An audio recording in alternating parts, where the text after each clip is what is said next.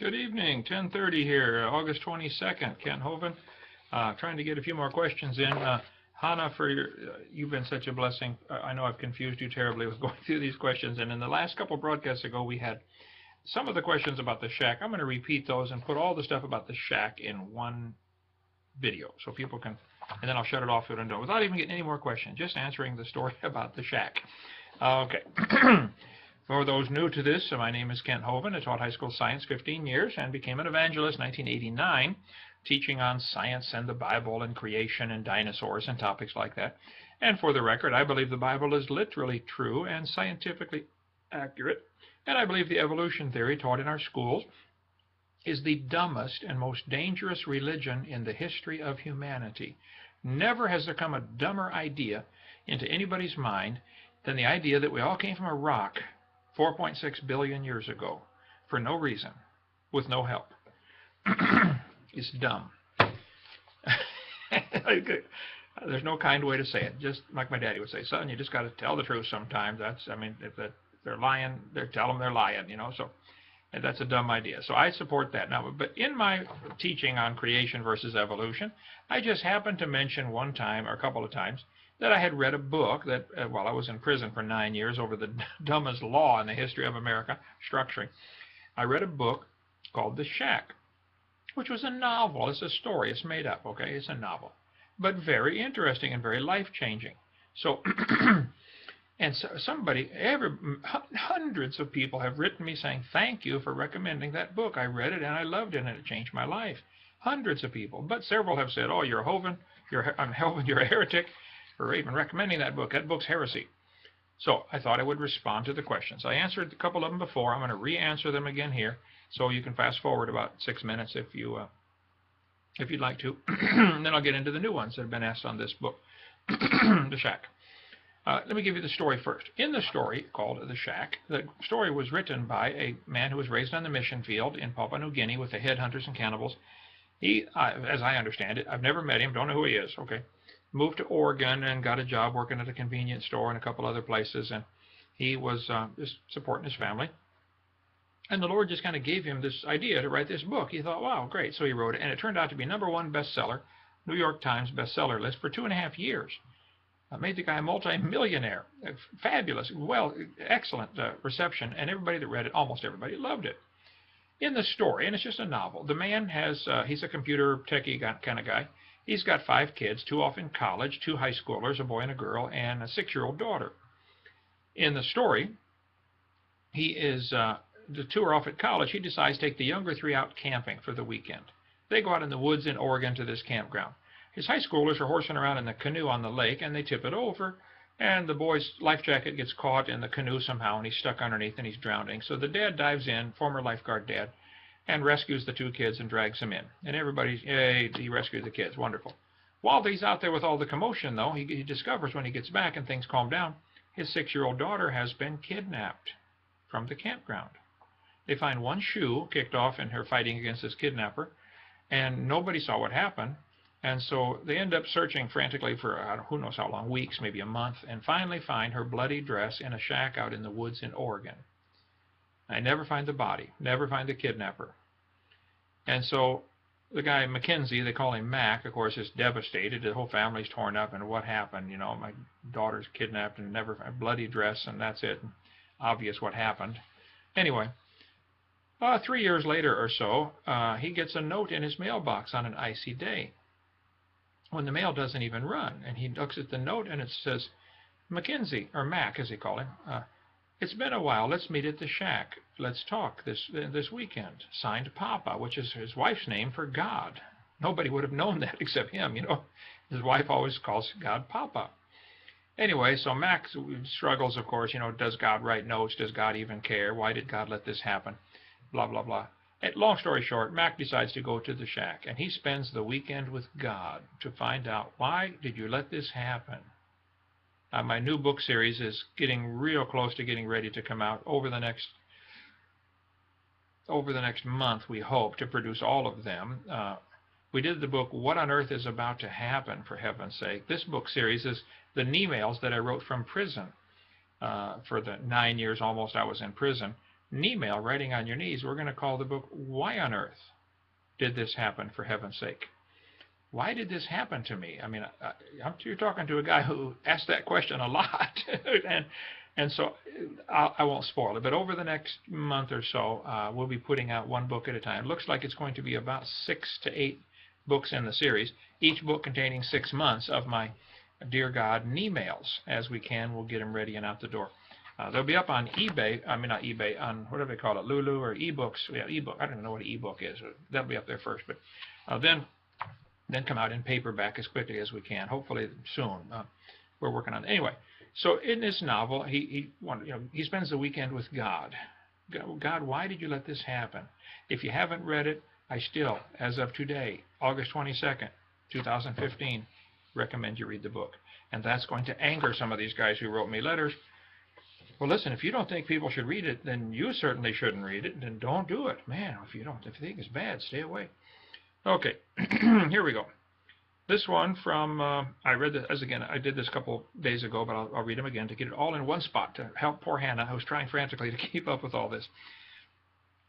I just saw a video where you give a glowing endorsement of the shack, and you are talking with someone on the phone saying that repentance is not required for salvation. This disturbs me. I have a lot of respect for you as a man of God, but if this is true, then I will weep and dry my eyes and find another creation preacher. Do I need to find another teacher? Well, apparently so, and I don't threaten easily, okay? If you're going to threaten me with leaving me if I don't change my teaching, you might as well go ahead and leave now, okay? You're not going to threaten me with, change your teaching, I'm leaving you. Well, then, bye-bye, okay? I try desperately to do what God tells me to do, and if you don't like it, go somewhere else. Okay, number 2. I was just flipping through some Christian YouTube videos and came across this Brian Moonen guy.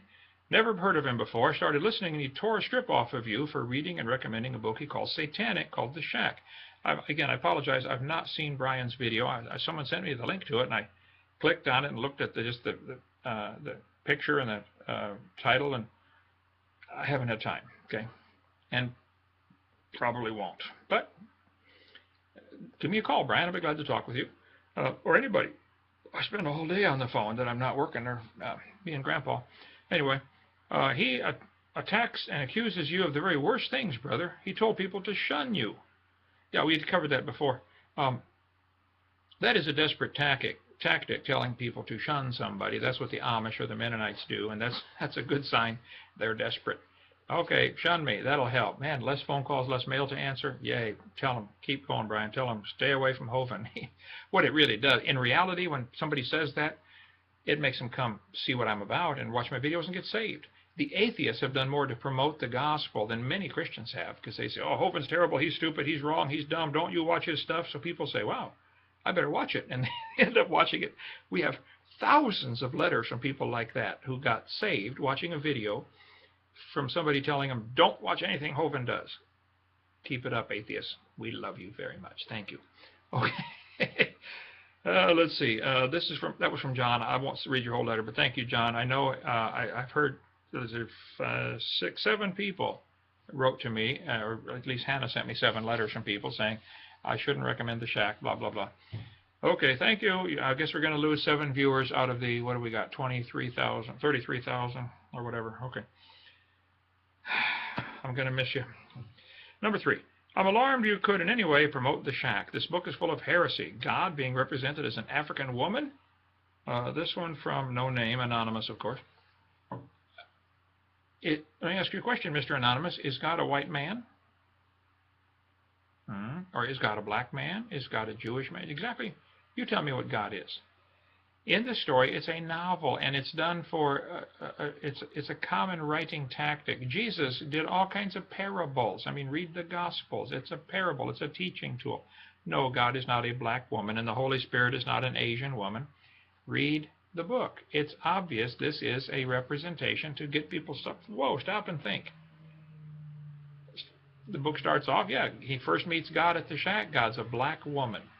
Just simply to strip away all his preconceived ideas about who God is. I think it was classic. It was well done. Brian wrote the book. Brian somebody. I think what was his name, Brian? I don't remember. I've read it 9 times. I don't remember the author's name. It doesn't matter to me. I don't worry about that stuff. I think it was great and well done. Do it again, brother. Okay. Let's see. There's so much to criticize in the book. Just one example. Jesus said to Mack, "Am I the best way any human can relate to Papa or Sarayu," which is their name for the Holy Spirit? Okay, Mr. Anonymous, yep, you definitely should not read that book. Do not ever read it. Just, why don't you get a pile of them together and burn them downtown? That would get people's attention. Okay, number 4. Dr. Hovind, love your work. Although this video confuses me, how do you respond to the points this video is making? I know it would have been nicer for the guy who discussed it with you. Yeah, and more Matthew 18 example, but your video, YouTube is full of videos and false claims about you, and you can't answer all your critics. That is correct, and I don't intend to. I am busy plowing my row that God gave me to plow, and if I take time to stop and chase all the birds and look at everybody else's row, how deep they're plowing or how straight they're plowing, I won't get mine done. Okay, I'm 62 and a half. I probably have less than 40 years left. I want to stay busy. Do something for God. So during the war between the states, some people call it the Civil War. No such thing as a civil war, obviously. But during the war between the states, Abe Lincoln got tons of criticism, and one of his cabinet members, and he never answered him. One of his cabinet members said, "Mr. Lincoln, aren't you going to answer these critics?" He said, "No, there's a war going on. If I stopped and took time to answer all these critics, I couldn't focus on the war." He said, "History will judge whether I did the right thing or not." And sure enough, history will judge, and God is going to judge Kent Hovind someday. I'm a little nervous about that, and I want to do what's right. And I listen to the critics just a little bit. Oh, God, what do you think, God? If you want to talk to them, to me, please do. But I'd rather have you talk straight to me. Okay, you don't need to go through them. Just tell me, God, what do you want? And I'll try to do it. So, yeah, as far as answering the critics, I'm probably not going to. Other than these 7 questions here, I'm going to be done with this topic, probably for life, and who knows, we'll see. I can't believe it even came up. It's a book, for heaven's sake. It's paper, you know. Anybody can write a book, and I read 2 or 3 books a week the whole time I was in prison. I think I read, I don't know, over 2,000 books or something while I was in prison. I'm a readaholic. I love to read. And I read fast, and I comprehend pretty good, and I retain some of it, you know, not all of it, but so it's just a book.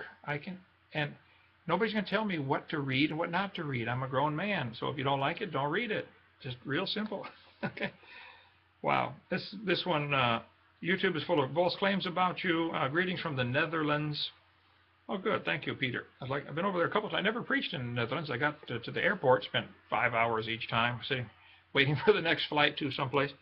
But I did take a train one time. I had 5-hour layover, so I drove across the country and back. The flattest country I've ever seen in my life. I mean, you guys need a few mountains over there.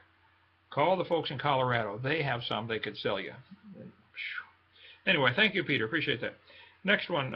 There's a video on YouTube saying you promote the shack. Please tell me this isn't true. From David. No, David, is true. Yeah, it is and going to continue to be true. A little leaven spoils the whole loaf. I agree. I agree with that. I don't think that ties into your first sentence. Are you saying my promoting the shack is wrong, therefore that spoils everything else I teach? Is that what you're saying, David? Hopefully you're not saying that. This book is terrible and blasphemous. Okay, well, if you feel that way, don't watch it. Don't read it. Don't read it. I love you much and hope this guy is wrong. God bless you, David. Well, thank you, David. I appreciate at least you putting your name, and you put your phone number here, and I may call you about this. I don't know if I'll get time. But, yes, I think I'm a grown man. I can do what I want, and I think people ought to read The Shack. I don't sell it. I never met the author. I make nothing off of this other than I just simply mentioned it was a great book. And the guy that called me this morning was crying, saying, Brother Hovind, I've never read a book in my life. Never read any book except the Bible. But when I heard the critics say, Hovind's crazy for recommending The Shack, he said, I went and got The Shack and read it. He said, that book changed my life. Thank you for recommending it. Crying on the phone this morning at I was at my office here. So it is a life-changing book. Just go read it, for heaven's sake. It's a book. You ought to be big enough to be able to eat the meat, spit out the bones, hopefully. If you're old enough to push the button to listen to me on YouTube, you ought to be able to figure out that. Okay, number 6. Do you have a response to the guy who says, you are a heretic for saying The Shack is a good book? Yep, I got a response. He's wrong. I'm right. Okay. I was disturbed by a video by someone blasting you on YouTube because you said this fictional book was a good book. Yep, well, I guess you're going to have to be disturbed then, because I do think it's a good book. I read it 9 times, and we'll read it again if I get a chance. Now that I'm not locked up, I'm probably not going to get that kind of time again, but who knows, they may lock me up again. Number 7, from Eli. There's a guy named Brian on YouTube playing audio of Kent Hovind saying we should kill everybody that is a sinner, and some other things that are troubling to me. Mr. Hovind, did you really say that? Eli, no, I did not say that. I don't know what was said on the video, but let me explain my position very clearly. The Bible teaches very simply, for crimes, crime has to be punished. We have to have a system of government. First thing God said to Noah getting off the ark, one of the first things, Genesis chapter 9, whoso sheddeth man's blood, by man shall his blood be shed. I think translated that would mean God is saying, Noah, you all need to set up a system of government where if somebody kills somebody, you all get together and kill him. Whoso sheddeth man's blood, by man shall his blood be shed. You all get together and set up a system of government. And we need government. We need courts. We need judges. We need punishment for crime. We need laws. No question. I agree with all of that. Now, what do you do if somebody breaks the law? There's the question. In the Bible, in Exodus 20, 21, 22, or Deuteronomy 23, 4, and 5, the laws are spelled out pretty clearly. For certain crimes, you get a beating. And the beating takes place in the court in front of the judge. You have to lay down and watch.